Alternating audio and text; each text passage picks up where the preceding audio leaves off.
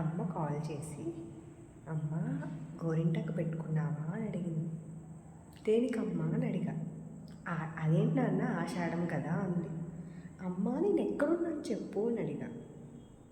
అమ్మ అలా 2 సెకండ్లు తీసుకొని, ఓ సారీ నాన్న హాస్టల్లో ఉన్నావు కదా అంది.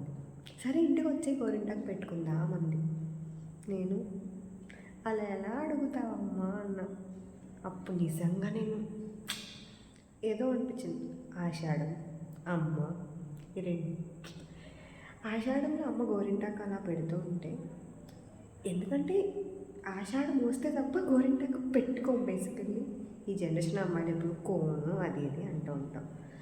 బట్ ఆషాఢంలో మాత్రమే అది అమ్మ చేత గోరింటాకు పెట్టించుకుంటే ఆ ఫీల్ ఎలా ఉంటుందండి, బాగుంటుంది కదా.